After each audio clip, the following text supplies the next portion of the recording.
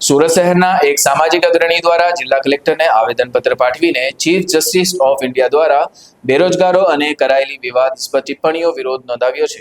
સીજેઆઈએ તાજેતરમાં કહ્યું હતું કે બેરોજગાર યુવાનો કોકરોચની જેમ બની રહ્યા છે। આ નિવેદન સામે યુવાનોની લાગણી દુભાઈ હોવાની રજૂઆત કરવામાં આવી છે।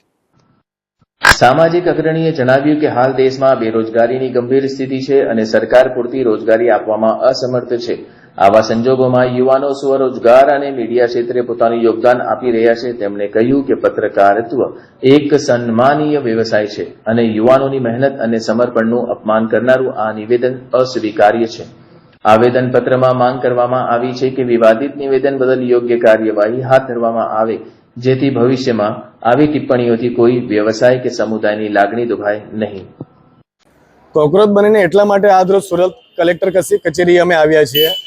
સુપ્રીમ કોર્ટના જજ છે સીજેઆઈ, જેમણે બેરોજગાર યુવાનોને નોકરી ધંધા નથી, બીટેક એમટેક એમફિલ થઈને એમબીએ થઈને ભણી રહીને નોકરીઓ નથી મળી રહી, પેપરો ફૂટી રહ્યા છે।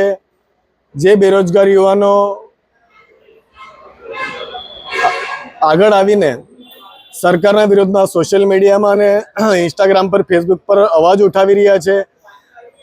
જે નવયુવાનો પ્રત્યે સીજેઆઈ દ્વારા જે ટિપ્પણી કરવામાં આવે છે કોકરોચની, એ ટિપ્પણી બાબતે આજ લોક અમે સુરત કલેક્ટર ઓફિસે આવ્યા છીએ।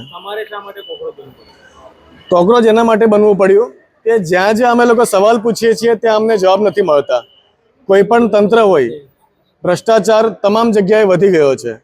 આજે NEETની એક્ઝામ હોય, નવજુવાનો તમે જુઓ છો બધી જગ્યાએ હેરાન છે।